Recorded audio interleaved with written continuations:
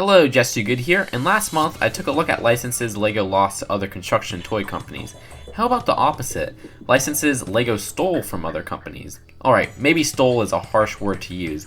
I mean licenses LEGO made sets on after other building toy brands made sets on the said license. You see, saying stole is just too easier. Anyways, all music tracks will be listed in the bottom right hand corner as they play, and without further ado, let's get into this. Starting off the list is the Sonic the Hedgehog building toy license. We all know LEGO Dimensions Sonic sets come out next month, so what other construction toy company had the license? The answer is Meccano, or as it used to be known as in the United States, Erector, which is a competitor to LEGO owned by Spin Master. Instead of doing plastic bricks, their toys are metal model kits. The Sonic Meccano sets were released in 2012 and came out late that year, the same year as the Gears of War line. Yeah, they had that as a license. Very odd for a children's toy, as those were branded ages 8 and up. Anyways, for Sonic, the sets were all based on Sonic and Sega All-Stars Racing. And the figures were actual action figures, as it seems like you can make them sit or switch their legs and make them stand. Is it me, or does Knuckles' legs look a bit too thin there? The only two figures covered were Knuckles and his Landbreaker, and Sonic and his Speedstar, which funny enough is what the Dimensions vehicle the Sonic Speedster is based on. Some of the sets had the racetracks based on Sonic levels like Green Hill Zone. The license lasted about a year, and all I could find were 5 sets released from the line. The sets are no longer sold on the Spin Master shop. Of course, 4 years after the Sonic Meccano sets were introduced, LEGO is now putting out a Sonic level pack to coincide with LEGO Dimensions. My dreams have come true. But I do wish they released actual playsets like Erector did, even if they were just racetracks. Second on the list is the Pirates of the Caribbean license. Before LEGO put out their sets on the movies in 2011, Megalox put out sets in 2006 to coincide with the release of the second movie, Dead Man's Chest. From what I can tell, the theme sold pretty well and continued 3 years.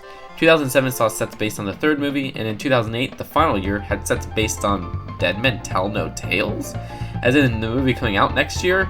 Well, actually, no. Despite it saying that title, this was actually just a little slogan slapped onto Pirates of the Caribbean toys in the 4-year gap between the third and fourth movie. Speaking of which, at the 2009 Toy Fair, Disney announced a new partnership with LEGO. Of course, 2 years later, LEGO released the fourth movie, On Stranger Tides, and to coincide with the film's release, LEGO put out 9 wide-release sets. There were a lot of similarities between the construction toy brands' Pirates of the Caribbean themes. You had your Black Pearls, your Mills, Isla de la Muerta, Flying Dutchmans. Wait, the LEGO one got cancelled. Dang it. Of course, the LEGO Pirates of the Caribbean theme is set to return with one new set next year to coincide with the 5th film. What that set is, we'll find out soon enough. But since this is just one set, that means Megalox will technically have the most Pirates of the Caribbean Dead Men Tell No Tale sets. Our third entry is the Angry Birds license. In 2012, K'NEX announced the release of various construction toys based on the most popular mobile game of the time, Angry Birds. If you don't know what K'NEX are, it's a building toy that uses rods, connectors, gears, but more recently have been using bricks much like Lego bricks. This was the case with a lot of Angry Birds sets. These toys were meant to have the same goal of the game, use a slingshot to destroy the pigs' structures. The figures, much like Meccano's Sonic figures, are just toys based on the video game characters, which with their odd shapes makes sense. The K'NEX Angry Birds line also had different sub-themes, like ones based on Angry Birds Space, the Advent Calendar, and even a blind bag series. The theme lasted until 2014, and then 2 years later in 2016, LEGO stole the license. But the LEGO Angry Birds sets were all made to coincide with the Angry Birds movie, which meant they looked a lot different than the K'NEX sets. A total of 6 sets came out, and characters this time were figures that were humanoid like the movie counterparts, and each had arms that were more minifigure-like. Either way, what is particularly interesting is both toy companies have a set called King Pig's Castle. That's weird. Speaking of K'NEX, our next license also started with K'NEX, the Beatles' Yellow Submarine, which was a 1968 animated film. In 2012, K'NEX released a minifigure pack of the Beatles in their Yellow Submarine outfits, which debuted with the Kiss character pack. Then in 2013, the company released a full Yellow Submarine building set, as well as a pack featuring the Beatles in their Sgt. Pepper's Lonely Hearts Club Band outfits. Interestingly enough, there was a version of the Yellow Submarine set that also came with the Beatles in the Sgt. Pepper outfits that was released sometime later. Well, flash forward to 2 years later, and LEGO stole the license. You see, it was announced a LEGO Ideas project based on the Yellow Submarine would be made into an official set. And that set actually releases in a couple of days, November 1st. Of course, there's a lot of differences between the two companies' Yellow Submarine sets. Look, let's be honest, the more brick-based Connect sets aren't so great, and it really shows with the yellow submarine. Honestly, I think the build looks terrible. Lots of studs are showing, lots of holes are uncovered, and the bottom hole is cardboard. Ugh. They took creative liberty by having the bottom fold out open to reveal a Sgt. Pepper stage, while the LEGO version had the top of the submarine open up to fit minifigures inside. Of course, Connects put more minifigures with all the Sgt. Pepper outfits, as well as the blue minis, which was absent from LEGO. This was because those figures would require new molds, and LEGO doesn't make new pieces exclusively for LEGO Idea sets. But LEGO has Jeremy the Nowhere Man, which they pulled off such a weird looking character without making a new piece, and I commend them for that. Before LEGO released their Marvel Cinematic Universe sets in 2012 starting with the Avengers, Megabox released MCU sets in 2008 starting with the first movie, Iron Man, though that only received one set. However, the second movie, which was The Incredible Hulk, got 3 sets that summer. Then in 2010, the third movie in the MCU franchise, Iron Man 2, got 12 sets, and 4 sets the following year. Also in 2011, while they skipped sets on the fourth movie, Thor, Captain America the First Avenger got 4 sets. Also, the movie versions of Thor and Loki were covered in the second series of Megabox's Marvel Blind Bags. Anyways, in 2012, as Paramount transferred the production rights to Disney from the Cinematic Universe, LEGO was able to release their first sets on the franchise for the Avengers, which was then followed with Iron Man 3 sets, Guardians of the Galaxy sets, Age of Ultron sets, Ant-Man, Civil War, Doctor Strange, and then Guardians of the Galaxy Volume 2 sets. Of course, many of us wish LEGO would go back and release sets on the early films that were made by Paramount and had sets released under Megabox, but it's really no big deal now. Our next license is ScoobyDoo. In 2012, Kobe released the first ScoobyDoo building sets. Kobe is a Polish building toy brand, and in some places, the toys are known as character building. They've had various licensed building sets, like Ben 10 and Doctor Who, which we'll cover later in this video. Anyways, a total of 8 Kobe ScoobyDoo sets were released, and even a blind bag series was released, which was weird because many of the blind bag characters were also released in multi-packs. But either way, the theme only lasted a year. 2 years later, LEGO stole the ScoobyDoo license and released sets that summer. A total of 5 sets were released in 2015, as well as a LEGO Dimensions pack, and in 2016, a fully animated LEGO Scooby-Doo movie was released, along with a promotional polybag to coincide with the DVD. Comparing the two, the Kobe sets were not half bad. The only 2 identical sets between the two were the Mystery Machine sets and the 2 biplane sets. Instead of Kobe having a haunted mansion like LEGO, they had Dracula's castle. There was a lot more variety in the locations of the Kobe sets, taking Scooby-Doo out to the jungle, into the wilderness, and even to a circus setting. The minifigurines for Kobe were great too, with lots of details and bodies more similar to the classic cartoon, and there ended up being more characters in general. Of course, I adore the LEGO Scooby-Doo sets as well, with the intricate details in the builds and minifigures. 7th on the list is the Teenage Mutant Ninja Turtles line, which I did cover this whole situation in my top 5 lost LEGO licenses video. I went in depth there, so I'll give you a summary here. In 2003, Megabox had the Teenage Mutant Ninja Turtles line, which lasted for a year and was based on the 4Kids show. LEGO sold the license in 2013 and were based on the Nickelodeon show. The LEGO line lasted a year, and the second year had sets based on the new live-action movie.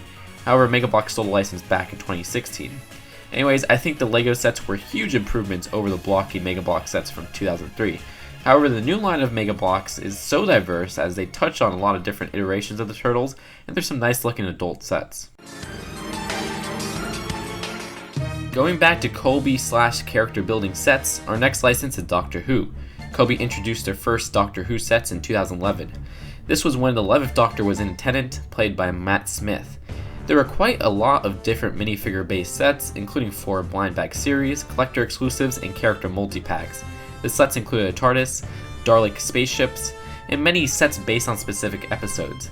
Keep in mind the theme itself lasted 3 years in 2013, which was the 50th anniversary of Doctor Who. And it was the year the 12th Doctor was introduced in the show. However, the 12th Doctor never appeared in Kobe form. Then in 2015, LEGO announced that not only would Doctor Who get a LEGO Idea set, but also 2 LEGO Dimensions packs. And the 12th Doctor ended up appearing in 2 of those 3 sets. Of course, comparing the 2 brands, there's a lot of common elements that appear within each. Cybermen, the TARDIS, the Weeping Angels, so on and so forth. But I think the Kobe sets just had a lot more characters and dedication. I mean, with LEGO, we will never get 10 out of the 12 Doctors in physical form. Again, like I said with the ScoobyDoo Kobe sets, I really like the minifigures here in their body details, but I must admit, the heads look much worse than the ScoobyDoo ones did. I'm not really a fan of Doctor Who, but I know how many people are, so it'd be nice to see more from LEGO than just 2 fun packs and an idea set based on the property. The 9th entry is a license for construction toys based on the Sony SpiderMan sets, so the 3 Tobey Maguire films, the 2 Amazing Spider-Man films, and Spider-Man Homecoming. Again, this is another one I covered in my Lost LEGO Licenses video. For a summary from that video, LEGO released sets on the first 2 Spider-Man movies from 2002 to 2004. Then Mega Bloks released Spider-Man 3 sets in 2007, the Amazing Spider-Man sets releasing with the movie in 2012, which was the same year LEGO released their first Spider-Man set in 10 years, which was based on Ultimate Spider-Man. Again, one instance I can recall where LEGO did release sets featuring a character the same year a rival building toy company did. Anyways, LEGO stole the Sony Spider-Man movie license back in 2014, where they released an Amazing Spider-Man 2 promotional minifigure, as well as a Comic-Con exclusive figure which many people have said was the Spider-Man from the movie. From what I know, Disney always profited off of toys from Spider-Man, whether it was the Amazing Spider-Man or the comic books, which makes it weird since Mega Bloks still went ahead with sets based off the first Amazing Spider-Man movie, since LEGO and Disney were partners at the time and already launched their Marvel Superheroes line at the time. Anyways, as Spider-Man has just been introduced into the Marvel Cinematic Universe, the next Spider-Man Sony movie, Spider-Man Homecoming, is getting LEGO sets next summer. And this same Spider-Man appeared as a minifigure in the LEGO Captain America Civil War Tanker Truck Takedown set. And our last entry is one that sort of qualifies, but sort of doesn't. Did you know Simpsons appeared in a building set before their first LEGO set in 2014? It's the Simpsons Blocko. Now what's Blocko, you may ask? Well, in The Simpsons, it's a parody of LEGO, which first appeared in the 2001 season 12 episode Hungry Hungry Homer. So how did this in-universe parody become a real thing? Well, Playmates, who owned the master toy license for The Simpsons at the time, decided to make a tongue-in-cheek collector's set of The Simpsons in a figure form parodying the LEGO minifigure. Thus, Blocko became a real thing. The collector's set included 9 characters, which was released in 2002 as a Toys R Us exclusive to the United States. The box says Series 1, but the toy may have sold poorly as there was never a Series 2. Of course, in 2014, LEGO released their own minifigure series, but as blind bags, which marked the first worldwide LEGO licensed minifigure series. There was a Simpsons house set released to coincide with such, and the line continued into 2015, where another minifigure series, set, and even 3-dimension packs were released. Comparing the two, despite the LEGO Simpsons lacking the iconic minifigure headpiece, the exclusive molded heads give the extra dimension that was necessary to capture the look of the characters from the show. I think the Blocko minifigures are a prime example as to why Simpsons toys shouldn't have a printed nose, mouth, and eyes onto a 2D surface. And that is all, folks. I hope you enjoyed this look into situations where LEGO took licenses from other construction toy companies and made it their own. If you have any more examples, leave them in the comments below. I'll see you guys later. That's it. Peace out.